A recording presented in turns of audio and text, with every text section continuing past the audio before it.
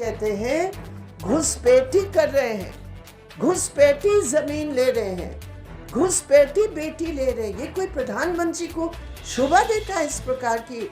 राजधानी रांची के press club सभागार में भारत की कम्युनिस्ट पार्टी मार्क्सवादी ने आज अपना घोषणा पत्र जारी किया। इस अवसर पर पोलित ब्यूरो सदस्य वृंदा करात सहित पार्टी के अन्य पदाधिकारी भी उपस्थित रहे। पत्रकारों को संबोधित करते हुए पोलित ब्यूरो सदस्य ने कहा कि झारखंड विधानसभा चुनाव में मजदूर, किसानों और जनता से जुड़े अन्य मुद्दों को लेकर सीपीएम और अपनी प्रत्याशी मैदान में उतारे हैं।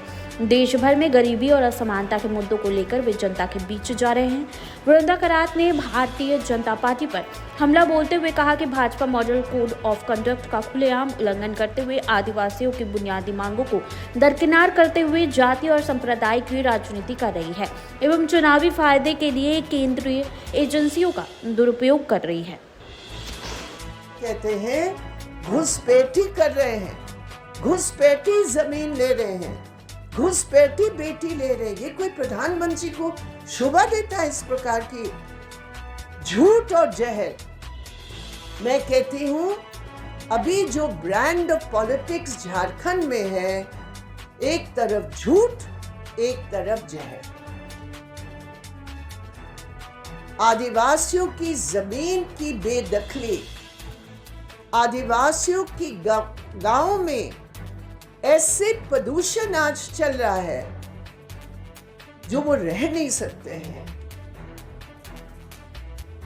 और घुसपैठी का जहां तक सवाल है, झारखंड हाईकोर्ट में जब सेंट्रल गवर्नमेंट से पूछा गया आपका इसमें क्या कहना है, उन्होंने कहा हमारे पास कोई आंकड़े नहीं है, हमें ये संदेह है।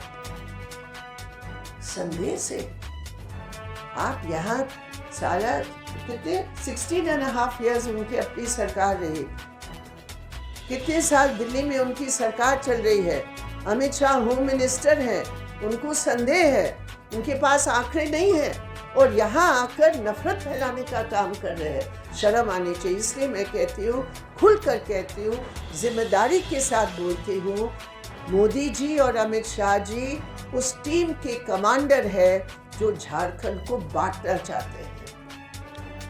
और खेद की बात यह है कि जो मुख्य रूप में जो आज खड़े हैं, जेएमएम और कांग्रेस की जो गठबंधन यहाँ है, इन तमाम मुद्दे पर वो ताक पर रखकर है।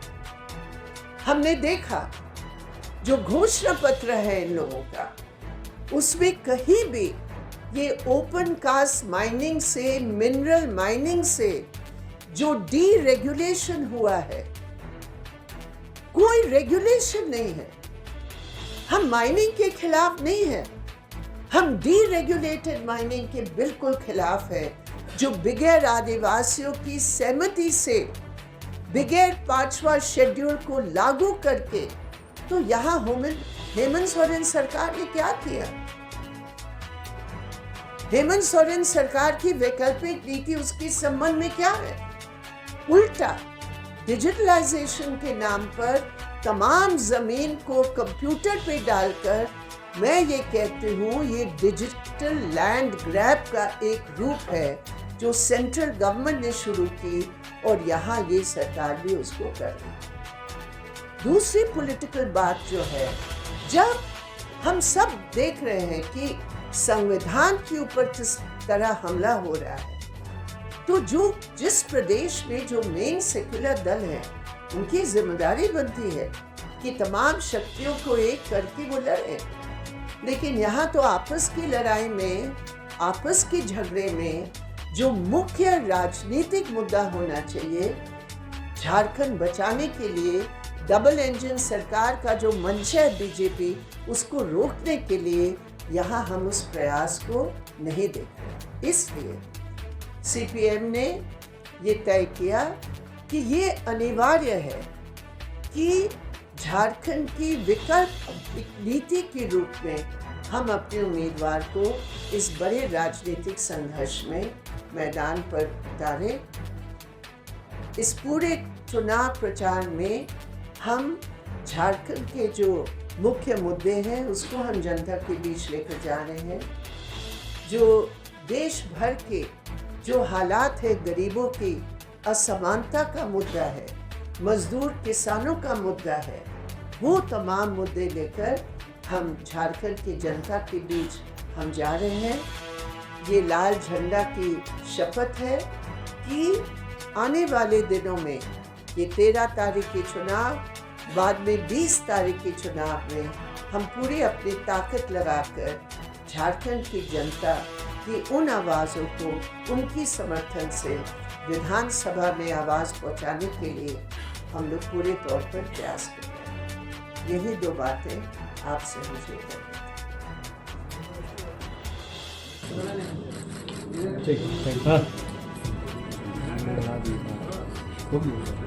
करनी एलसीडी बंद कर दो भाई एक बार। आगे आने वाले दिनों में जो हम काम करेंगे वो प्रकाश जी अभी उसको बताएंगे आपको, लेकिन अगर आपके कुछ सवाल हैं आप जरूर पूछ सकते हैं। देखिए, ये बिल्कुल गलत है। जब चुनाव का घोषणा हो चुका है, इस प्रकार की ईडी और सीबीआई और आईटी का दुरुपयोग करके आप चीफ मिनिस्टर के मुख्य जो पदाधिकारी हैं उनके ऊपर इस प्रकार का करेंगे, ये बेहद गलत है। हमने हमेशा इसके बावजूद कि सरकार की क्या नीति है नहीं है उसका तो हमारा अपना आलोचना है, लेकिन इस प्रकार का चुनाव के मौके पर अपने एजेंसीज को दुरुपयोग आप कर रहे हैं, जो बीजेपी कर रही है। बीजेपी की आज मेन अलाइज है ईडी, सीबीआई, आईटी। उसी को हथियार मानकर वो लोगों को धमकाना चाहते हैं, डराना चाहते हैं, पीछे हटाना चाहते हैं। तो हम बहुत सख्त शब्दों में बगैर अगर मगर की इसका हम सख्त विरोध करते हैं।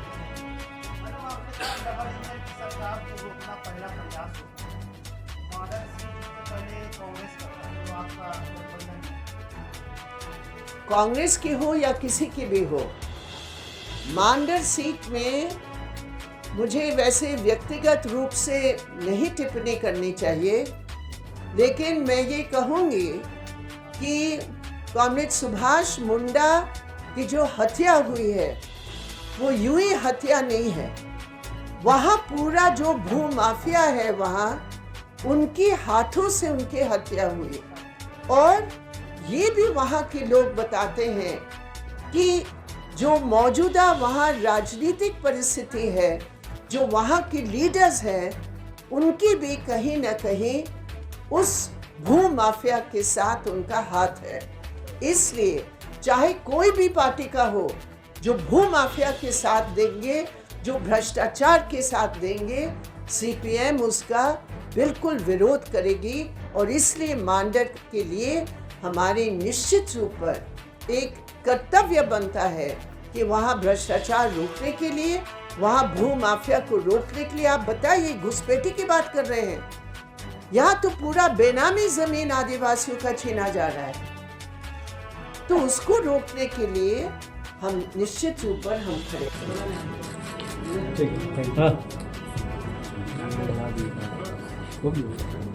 एलसीडी बंद कर दो भाई एक बार।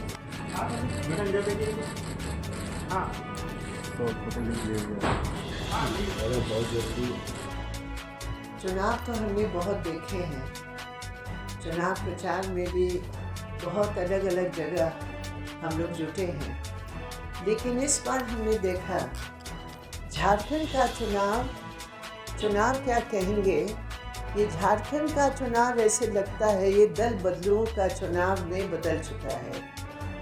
ये हैरानी की बात है कि सिद्धांतों को ताक पर रखकर, नीतियों को ताक पर रखकर, इस प्रदेश के विकास का क्या रास्ता है उसको ताक पर रखकर आज तमाम दलों की एक होड़ लगी हुई है कि हम कैसे उन तमाम दबंगों को अपने पार्टी में हम लेकर आए। और इसलिए गैर सिद्धांतिक चुनाव मैं इसको मानती हूँ। ये दल बदलुओं के वर्चस्व का चुनाव है। और जब झारखंड जैसे प्रदेश में इस गैर सैद्धांतिक वाले चुनाव होता है तो निश्चित रूप पर इसमें पैसा, धन, धमकी, विभाजन वो ही चलता है।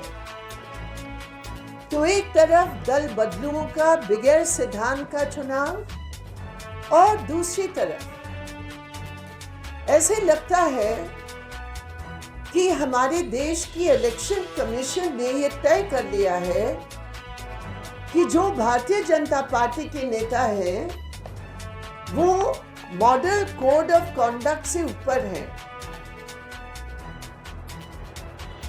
ये सभी जानते हैं कि हमारे देश के चुनाव के वक्त हमारे देश के पॉलिटिक्स का जो एक दायरा है उसको रेखांकित करके इलेक्शन कमीशन गाइडलाइन देती है और उस गाइडलाइन में एक बहुत इंपॉर्टेंट गाइडलाइन ये है कि विभाजन करने वाली बातें, धर्म को इस्तेमाल करने वाली बातें, किसी कम्युनिटी को टारगेट करके दूसरी कम्युनिटी की उकसाने वाली बातें मॉडल कोड ऑफ कॉन्डक्ट से बाहर है।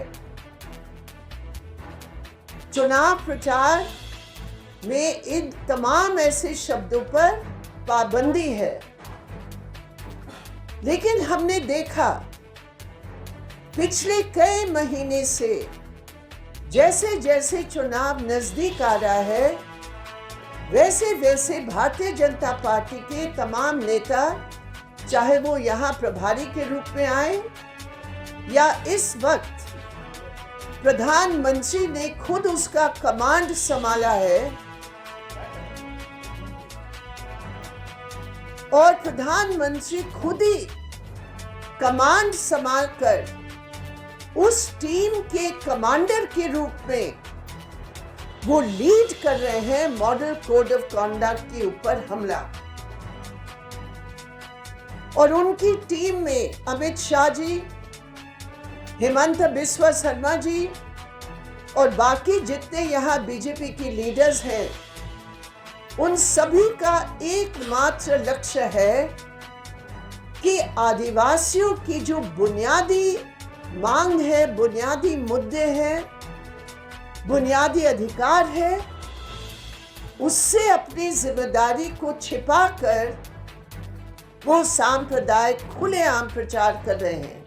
आप बताइए, आप लोग सब यहाँ से बहुत सीनियर पत्रकार यहाँ बैठे हैं, आप लोग सब जानते हैं कि पूरे जो झारखंड का जो प्राकृतिक धन है, जो मिनरल्स का धन है, वो झारखंड को आज जनता के लिए नहीं, वो धन आज खुलकर माइनिंग कंपनी को दिया जा रहा है और उसको छिपाने के लिए कि अधिकतर माइनिंग कंपनी गुजरात से आए हुए हैं।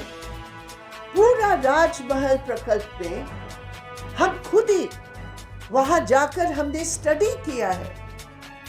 वहां लोकल लड़कों लड़कियों की कोई नौकरी नहीं, वो सब बाहर से आते हैं, सब कॉन्ट्रैक्ट लेते हैं, कोई अधिकार नहीं, कोई न्यूनतम वेतन नहीं, कोई सुरक्षा नहीं।